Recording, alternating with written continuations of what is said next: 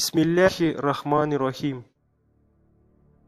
В последнем разделе 5 главы Священного Корана говорится, что в судный день на Господнем допросе Хазрат Иса, мир ему, будет спрошен, проповедовал ли он своему народу принять его и его мать двумя богами наряду с Аллахом. Тогда Хазрат Иса, мир ему, будет отрицать это и скажет: «Ничего не сказал я им, кроме того, что повелел ты мне. Поклоняйтесь Аллаху, владыке моему и владыке вашему. И я был свидетелем над ними, пока я пребывал среди них. Но после того, как ты послал мне смерть, ты был блюстителем их, и ты свидетель надо всем». Иными словами, когда Всевышний Аллах спросит у Исы, мир ему, о разгуле ширка, то есть многобожия, среди христиан, и о том, проповедовал ли он ширк, на что Хазрат Иса ответит отрицательно и скажет: «О Аллах, мне известны лишь те события, которые происходили в то время, покуда я пребывал среди них. Но после того, как ты послал мне смерть, мне неизвестно ничего из того, что натворили они, ибо не мог быть свидетелем их, а свидетелем их был только ты, о владыка мой, ибо ты свидетель надо всем сущим». В этом аяте Хазрат Иса, мир ему, упоминает два своих состояния, в которых он пребывал. Первое, когда он жил среди своего народа и был свидетелем над ними. И второе, когда он уже не мог быть свидетелем их, и заявляет, что с тех пор над его народом был свидетелем только Аллах. И разделительной чертой между этими двумя состояниями является слово «фалямма таваффайтани», то есть «ты послал мне смерть». Иными словами, причина его отсутствия есть смерть. С этого момента он уже не мог быть блюстителем своего народа. Теперь нужно выяснить такой вопрос: присутствует ли Хазрат Иса среди своего народа или отсутствует? Если он отсутствует, значит он умер. В данном аяте говорится, что в народе Хазрата Исы, мир ему, ширк распространился только после его смерти. Иначе он не сказал бы: «До последних моих дней я проповедовал им о единстве Аллаха, о том, что было после моей смерти, я не ведаю». Тогда нужно обратить внимание на вопрос, распространился ли ширк в народе Хазрата Исы, мир ему, или нет. Потому как доказательство наличия ширка среди христиан автоматически является доказательством и смерти Исы. Всем известно, что ширк среди христиан повсеместен, об этом даже Всевышний Аллах свидетельствует. Воистину, не уверовали те, которые говорили: «Поистине Аллах третий из трех». Воистину, не уверовали те, которые сказали: «Поистине Аллах, Он и есть Мессия, Сын Марии». Следовательно, вполне очевидно, что Хазрата Ису, мир ему, постигла смерть. Но муллы, которые не желают признавать смерть Исы, мир ему, придумывают новые методы избегания от истины, не чураясь экспериментировать со священными текстами Корана. Они, чтобы укрыть Ису от естественной смерти, теперь хотят перевести арабское слово «фалямма таваффайтани», то есть «ты послал мне смерть», по-своему, а именно «ты вознес меня». А слово «вознес» перефразировать как «вознес вместе с телом на небеса». Но подобные их попытки полностью опровергаются священным Кораном и хадисами святого пророка, мир и благословение Аллаха да пребывает с ним. Чтобы не быть голословными, мы представляем следующий перевод слов, сказанных пророком Исой: «фалямма таваффайтани». Данный перевод выполнили не мы, не наши оппоненты муллы, никто бы там не было еще.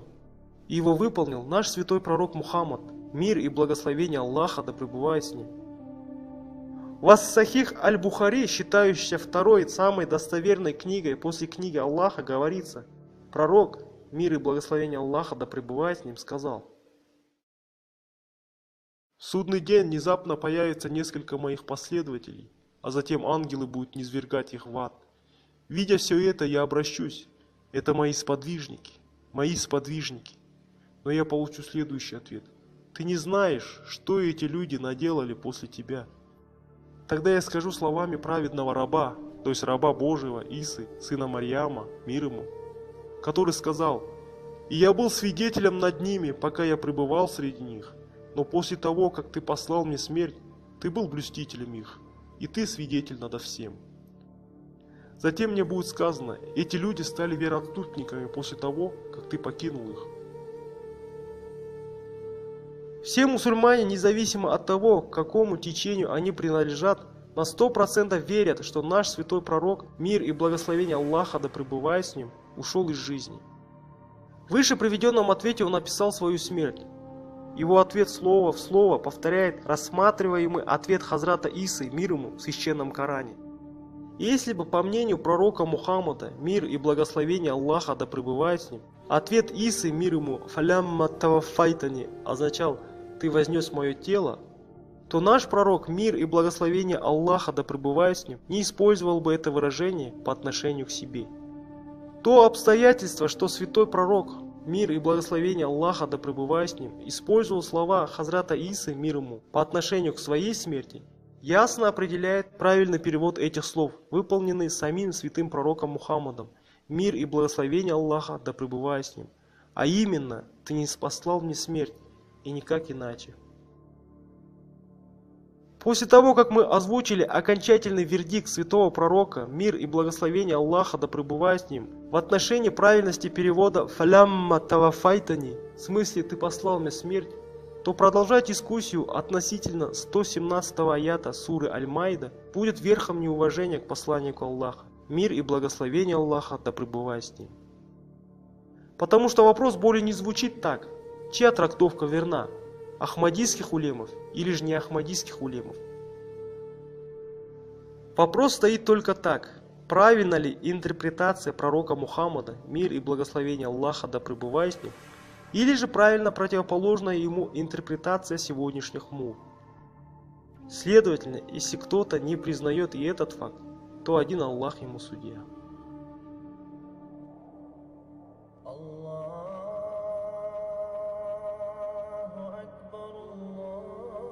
Еще в одном месте священного Корана тот же корень слова «таваффа» используется для объявления смерти Хазрата Исы, мир ему. В 55-м аяте суры Аль-Имран Всевышний Аллах говорит: Когда сказал Аллах: «О Иса, воистину я упокою тебя и вознесу тебя к себе, и очищу тебя от обвинений тех, которые не уверовали, и возвышу тех, которые последовали за тобой, над теми, которые не уверовали, до дня воскресения. Потом ко мне возвращение ваше, и я рассужу между вами в том, в чем вы разошлись». В этом аяте арабское слово «мутаваффика», то есть «я упокою тебя», означает «слать смерть», то есть «я умершвлю тебя». Комментируя значение слова «таваффи» в данном аяте, Хазрат имам Бухари, милость Аллаха да пребывает с ним, взял за основу повеление сподвижника пророка, мир и благословение Аллаха да пребывает с ним, Хазрата ибн Аббаса, да будет довольным Аллах, который гласит: смысл мутаваффика будет мумитука, то есть умертвить. Значение этого аята таково, когда Аллах сказал: «О Иса, воистину я умертвляющий тебя и возносящий тебя к себе», то обратите внимание на расстановку слов. Вначале шлется смерть, и только потом происходит вознесение. Это нужно понимать так, что после смерти Хазрат Иса, мир ему, как и все другие пророки, мир им всем, был духовно вознесен, достигнув своего небесного места назначения. Это подтверждается и хадисами о Мирадже, где указывается на то, что душа Хазрата Исы, мир ему, присоединилась к душам других умерших пророков, оборвав всякую связь с этим бренным миром. После вердикта Хазрата ибн Аббаса, да будет довольным Аллах, доводы которого к тому же подтверждаются священным Кораном, хадисами, толковыми словарями арабского языка и тафсирами, вердикты других ученых по всей вероятности будут подвергнуты сомнению. Если обратиться к грамматике, корень слова «таваффи» происходит из «бааб тафауль». Когда в священном Коране, там где используется форма глагола «таваффа», Всевышний Аллах или его ангелы являются фаиль, то есть подлежащим, или находятся в страдательной форме глагола. А мафуль бихи, то есть прямым объектом, является человек, то нет другого значения, кроме как взять душу, что и означает смерть. Кроме тех мест, где в контексте встречается слово «ляйль» – ночь и «манам» – сон. Там словосочетание «взять душу» будет означать сон, который в религии считается состоянием временного отнятия души. В любом случае взять душу не означает взять тело. Таким образом, кроме выше приведенных двух аятов, в В более 20 местах священного Корана используется слово «таваффи» в смысле «слать смерть, взять душу». И в завершение мы хотим предоставить все эти коранические ссылки вашему вниманию, чтобы достоверно доказать, что слова «таваффа» нигде и никогда не переводился как «взять тело» или «поднять вместе с телом на небо». Коранический смысл этого слова всегда был и есть «слать смерть, взять душу». Спасибо за внимание. Ассаляму алейкум ва рахматуллахи ва баракатуху. Алхамдулиллахи раббил аламин. Ар-Рахманир Рахим. Малики яумиддин. إياك نعبد وإياك نستعين اهدنا الصراط المستقيم صراط الذين أنعمت عليهم غير المغضوب عليهم ولا الضالين سبحان الله وبحمده سبحان الله العظيم اللهم صل على محمد وآل محمد ربنا إننا سمعنا مناديا ينادي للإيمان أن آمنوا بربكم فآمنا